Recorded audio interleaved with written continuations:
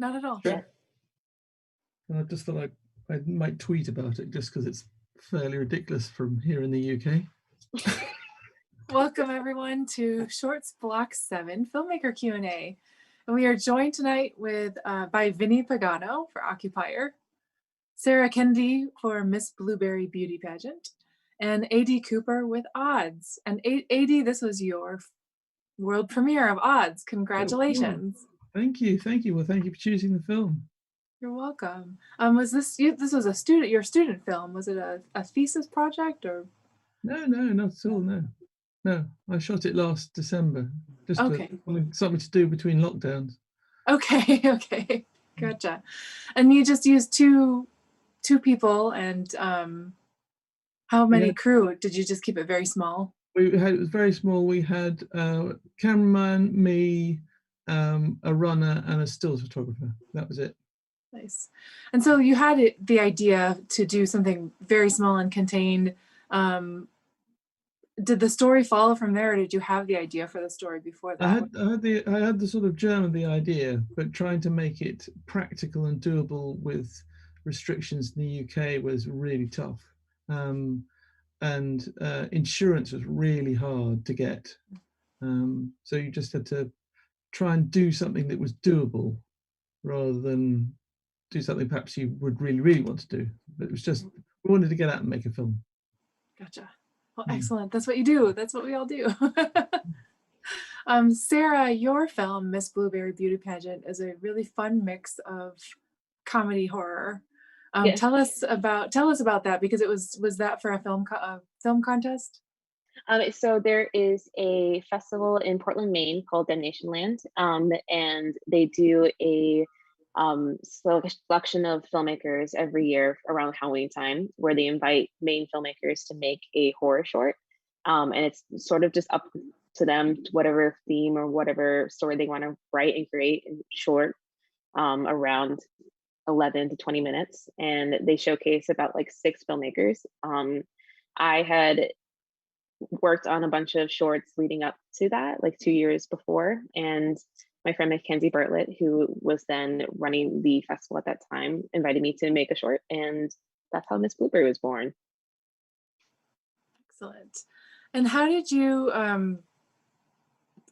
decide to go about doing the, the vampire twist on the beauty pageant? It's actually, I had originally a feature in mind when I was walking with my sister, and my friend Mackenzie actually got into a film festival called Final Girls Film Festival. And it like sparked an idea of like, oh, that's kind of interesting to go to a film festival, and what if something happens where you're competing in this kind of pageantry and it just happens to be run by something notorious, and kind of vampires fit into that really nicely. And then when it came to Damnation Land and making the short for that festival, I had to recreate it to make sense, because I originally wanted it to be about two female filmmakers that go to a film festival and find out it's run by vampires that are trying to find their new vampire bride. But reworking it into the 80s pageant was a suggestion from Mackenzie to kind of make it more concise and still in the vein of that pageantry, but just a lot more fun, a lot more campy. Nice. And Vinny, your film was you. Did you have a camera person, or did you also do all the camera work? I did the camera work, yeah. Okay, and how did you accomplish that? Yeah, it definitely took probably a lot longer than the stuff I usually do. I usually don't act in my own stuff, but in this case, I haven't left my house in like 18 months, so it's been a long time since I'd filmed something, and I just was really desperate to film something, and I was like, well, I do act, so I was like, let me come up with something that I can do that's the whole thing was on sticks. I couldn't obviously work the camera and be in front of it, so that was a little bit tough, but yeah. You made it work. Yeah, it's made it work. It's really great to see the kinds of films that were made during lockdown, because we kind of had this fear and idea that maybe, like, is there going to just be a lot of Zoom call horror films this year? And surprisingly, I don't think we actually got any.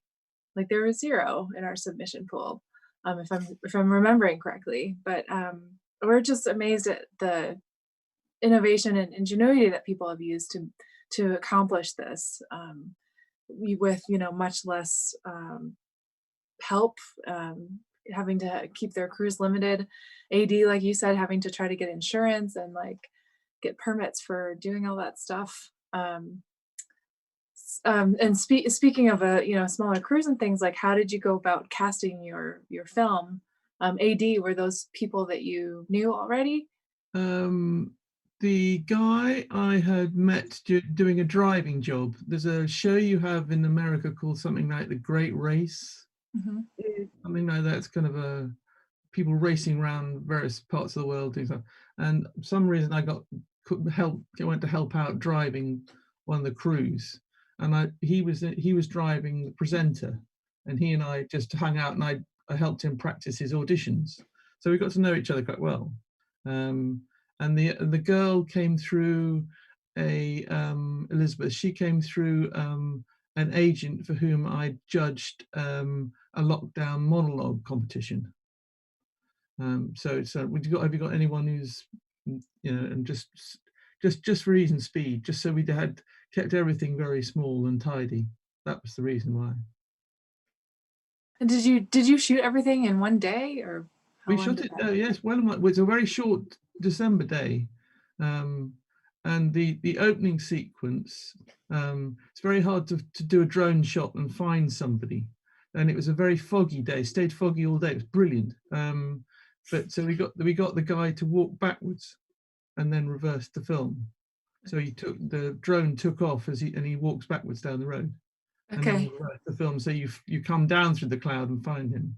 Oh, nice. And it worked quite well. And he gives him a very strange way of walking, but actually it's kind of suits the style. Nice. That's great. And I mean, in a short, tidy film like this, so much, every little detail kind of becomes important with your sound design and the camera angles and things like that. How did you storyboard all that ahead of time? Did you plan everything out? I had a shot list. The sound design came in later. The seminal John Wood guy, he's 6'7" and age 78, and he's been doing it since he was 15. So what he doesn't know about sound design isn't worth knowing. He's an extraordinary man. But we were kind of limited to what the camera could do, and there were certain things that I added as cutaways, like the mouse and the look in the mirror. And the brief to the actor was that we decided she already had another body in the boot. Okay, we were wondering about that. And that's why she looks in the mirror, because she's going, "Ooh, I've got another one." Sizing him up. Do I have enough room in there? Yeah. She's very, very, very closed. You don't know what she's thinking, do you? Yeah, it's her looks are very, I mean, it's nice because it kind of, you kind of wonder, is she just kind of nervous about him, and but why does she keep looking in the mirror? Yeah, it's a nice interplay without a lot of dialogue, and it's a nice reversal of like the man being like, oh, do you think I'm a serial killer? And then it turns out that he's the victim, or going to be the victim. Which is also probably like the worst thing to say to someone when you get in the car too. Yeah, a bit awkward. It's really good. And Sarah, for you, finding Kes, did you film this before lockdown happened, or during, or after, or in between? Before. It was for in 2019. It was the Damnation Land that was in October, and so right before COVID happened, it's really interesting because we premiered Damnation Land, and then it started the film festival circuit beginning of 2020. And we had gotten into Boston Underground Film Festival, and just as we were about to leave for that week is when the pandemic hit. And then since then, has luckily been able to do these kind of screenings online and virtually, but we got hit the aftermath. But we're able to film it pre-pandemic, luckily. That's good. Oh, that's nice. Let's see. I'm just looking in the Discord, and S. Marrier said, Miss Blueberry, I could easily see this done as an episode of Buffy the Vampire Slayer. It's very well done. It's the biggest compliment. Did the MC actually sing? Yeah, so that is my friend Tom. He actually composed the entire theme song for Miss Blueberry. So he did all the instrumentals and also sang the theme in the end. And it's funny, we had originally wrote a whole like lyrics in the vein of Miss America, and just decided to have him hum it when he sent me the demo for it originally, to see like what it would sound like with singing behind it. But we loved the demo so much of him just humming and just improvising throughout, that we just kept it in the end. And I think it's way funnier that way. It works really well. Oh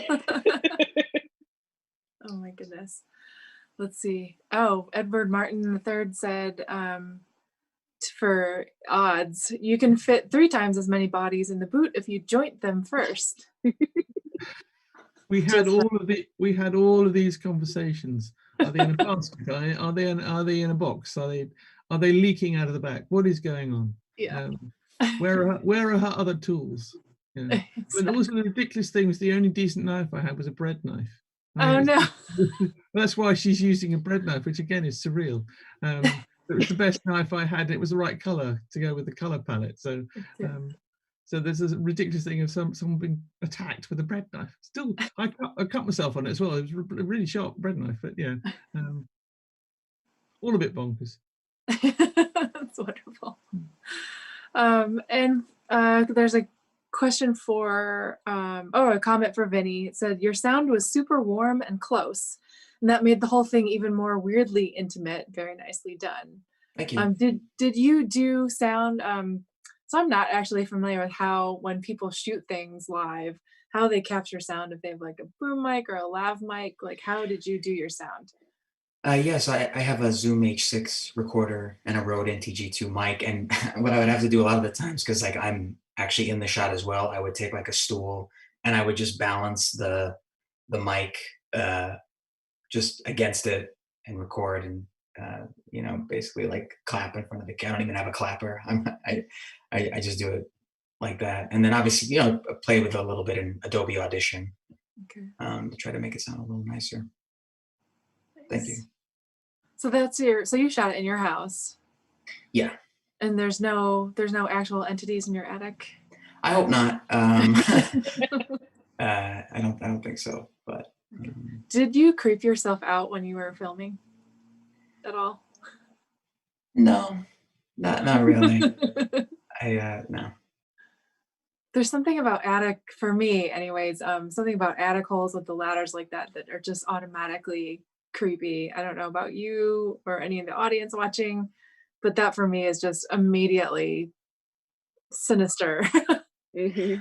Oh yeah, well definitely just that there's just that one shot like with the darkness behind the character, like that always kind of creeps me out. Like it didn't creep me out when I was doing it, but just those kind of shots tend to creep me out.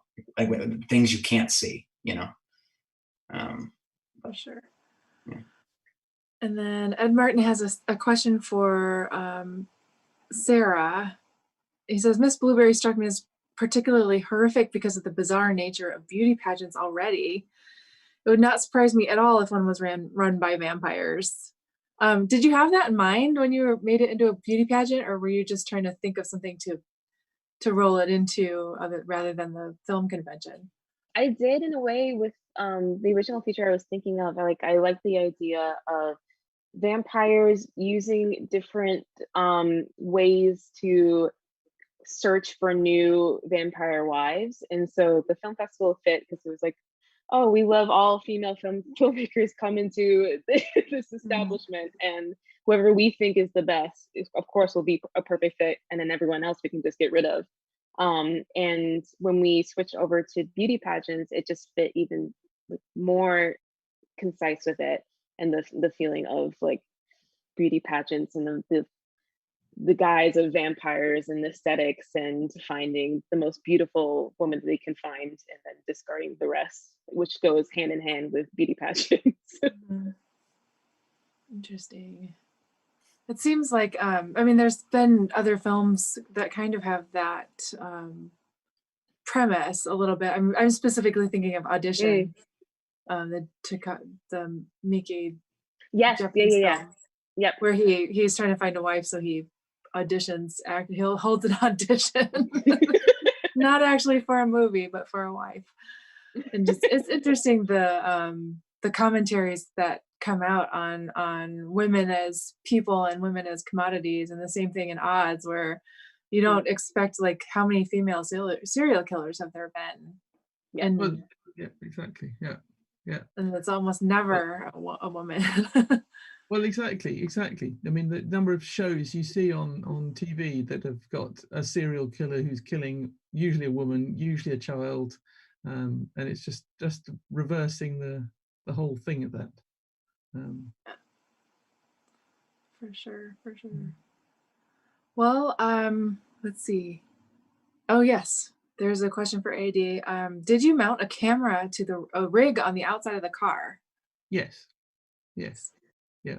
And there was a huge problem with that because it had orange straps that was attaching to the wheel arches, and these reflected beautifully in her reading her glasses. Can't tell you what amount of difficulty we had removing them. And some cases, if you really, really closely, they are still there, but they just, oh no, they can see and they see. And also, we were in a car in front, and when the car in front was stopped, you could see the brake lights in her glasses. Oh no. But because we were in the car in the front, and I'm looking at a monitor that's, you know, this big, it's far too small to see it until you actually saw it on the big monitor. So that was a idiot thing I will not do again. It was just annoying. But anyway, it took an awful lot of faff and sort of post-production to get rid of them. Unexpectedly expensive as well. Oh man. Mm. I was gonna ask each of you, Yes. like, how much post-production, like how much cleanup did you have to do in your respective films? And most of it was just color correction was the biggest thing that we did for post. Everything else was just practical. That's what the budget allowed. But our biggest expense was sound for sure, and sound mixing, and color correction for us.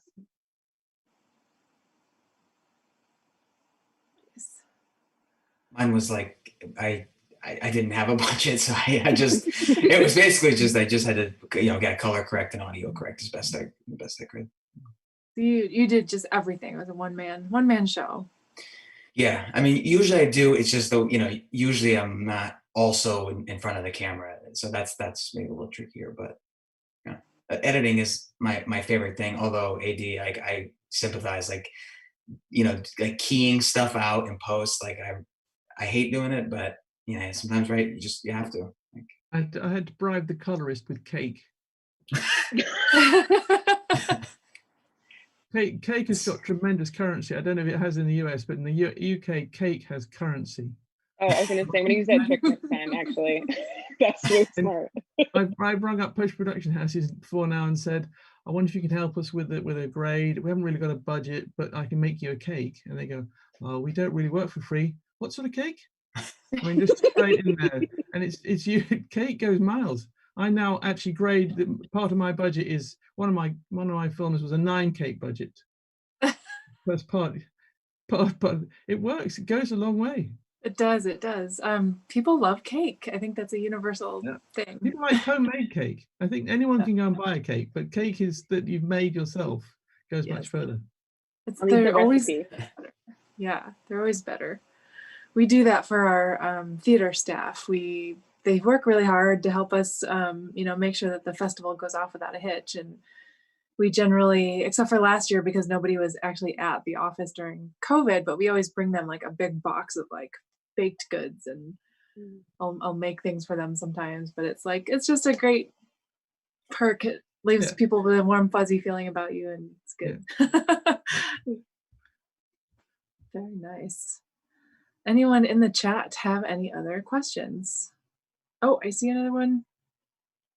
For Miss Blueberry. I really loved how you never saw the vampires, but you saw their hands and such coming in from out of frame and below. That was a very cool touch. Were those vampire hands other crew people, or who were the hands? Friends, family, crew members. Actually, the last shot where you have like the vampire in the back and the two in the front, the one in the back with Joanna, who played the one in the pink dress, that was the one who played the host earlier. And then the two in the front was my friend Dalton and then my sister Jen, that were both working together to pull her down in the end for the last shot. So friends and family. Nice. And your location, where did you shoot that? Because it really looked almost like a school gym, but then there was also the green room. Was that actually in the same location? Yeah, so we got incredibly lucky. That is an old theater, schoolhouse theater in Standish, Maine, and very haunted. And we just, when we scouted it on the day, we got incredibly lucky because we found this big pink room that looked like a perfect backstage for the set, and just used that on the second floor. And then they had a black box theater that was in the same level as well.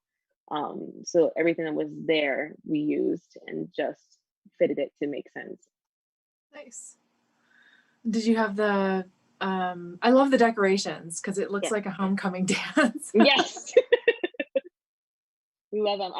We had an amazing set designer, and yeah, we went like for very much like, this is a pageant run by vampires, but they're not trying that hard. It's very 80s. Let's just throw up a balloon and call it good. Oh my goodness. Sorry, I'm just checking the chat still because I keep seeing things kind of popping up. And there was another comment for AD that reverse drone shot is super neat.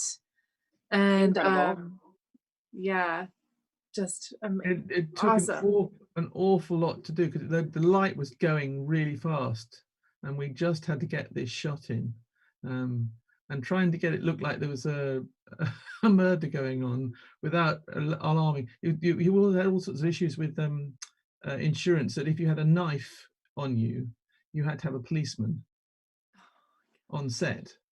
So we thought, well, we won't tell anybody. we'll just do it. And it was in the middle of nowhere. But that last drone shot, getting it right and getting the timing right was really, really hard. But yeah, thank you, whoever that gave that nice comment. But it was hard. A knife? That's so. A gun, I maybe understood, but a knife. That's. Well, a knife inside a car too. It's inside the car, and you'd never see it above the window. Right. But if it had all sorts of insurance implications. Shh, don't tell anyone. But, if you had it, so we just thought, well, do you know what? And we'll just work around it. We'll just find a way of doing it. But trying to get it right was really hard. Trying to get the angle right, because he was standing in a kind of boggy swamp of the water meadows, so he's sinking fast and trying to get the shot before the light goes. There was a lot of swearing. Oh wow. A lot of swearing. Usually is. Yeah. Did you make it up for him with cake? Yes, he did. I had to buy him sushi later as well. Okay. Yeah. That's fair. He was kind of producer on it, so he was and he was kind of very keen just to try out new things on new cameras, new kit. Nice. So good. So do all of you normally make horror films, or was this an anomaly for you? I prefer to make horror, but I definitely do like to make like things that are comedic. I've written some dramatic scripts, but the only one I've made officially so far is a horror comedy. How about you, Vinny? All genres. Actually, all the films that I've made, I've only been like making films since for like maybe 4 years, and all the ones I've made are all kind of interconnected in a way, like as in like characters sort of crossover and stuff like that. So there's all genres, but this is my third horror, basically. This is my second horror. But I also make very elegant poetry films and music videos. And the other film I finished this year is a very, very serious monologue. Because I was trying to imagine what was worse than being isolated, and I decided it was being sane in a mental hospital. So I wrote, which is kind of horrific in its way, but it's a very sort of strangely elegant, hopefully, film. Little darkness. It seems like most of the filmmakers that dip their toe into horror or do horror but do other genres also kind of carry a little bit of a dark edge to their other films as well. Do you find that to be true for you, all of you? Oh yeah, I prefer actually dark comedy in things that I watch too. So I think it's a little bit of that truth that comes with horror and the inner workings of, I don't know, just like it feels more honest to have a darkness with comedy, or just a darkness in general for any dramatic or romantic piece. Yeah, totally. I my first comedy was about 4 friends, or 3, who try to steal their dead best friend's porn collection, like after he dies, so that his wife doesn't find it or whatever. But there's that dark like element to it. But yeah, totally agree. Nice. Okay. Well, it looks like the chat is quiet. I have a feeling that is because the next shorts block has begun. But I want to say again, like, just the films this year blew us away, and thank you 3 for making the film that you did and sending it to us and letting us see it and letting us program it here at Portland Horror Film Festival. We really enjoyed your film. they gave us chills. We laughed, we cried, we shivered in horror when the reveals happened. And just thank you again. Thank you so much for being here with us. Thank you for accepting it. Thank you for choosing it. Is there places online where people can find you and check out your previous work and also find out about your upcoming work? Vinny, you go first. Sure. Either garagefirefilms.com, or you could just type my name into YouTube, Vinny Pagano, Vinnie. Sarah? You can find Miss Blueberry Beauty Pageant on Facebook as Miss Blueberry Beauty Pageant, and that's where we announce all of the film festivals that it's going into and any news and updates. And I'm also on Instagram at Vampire Pageants. And AD, how about you? You can find Odds on Odds Short Film on Facebook, and if you want to see my other stuff, both as a website and on Instagram, it's Hurcheon Films, HURCHEON films.com. Nice. And I also invite the three of you to, when you have a chance, to pop into the Discord server and leave that information in the August 2nd Shorts text channel. Sure. Because I try to look up things sometimes, but I sometimes get the spelling wrong. So it's better if you do that. So there is actually one last question for Sarah. What is on your shirt? Oh, it's from Zara. It's a bunch of women, and it's all embroidered. It's my favorite shirt that I own right Oh now. my gosh, that's Yeah. incredible. Fantastic. Well, thank you. Thank you. Well, excellent. For those of you watching, if you haven't actually seen the shorts block, it is available until August 8th. Tell your friends that they need to check out the amazing shorts in this block. And coming up next, we've got Shorts 8, and there will be a live Q&A afterwards at 10:30. Thanks, Brian. Brian's over here. Hello. The great and powerful Oz behind the curtain. All right, we're gonna end the broadcast. Don't go anywhere. I'm gonna say goodbye to the audience. Thank you, audience, and we'll see you in the next Q&A. Have a great night.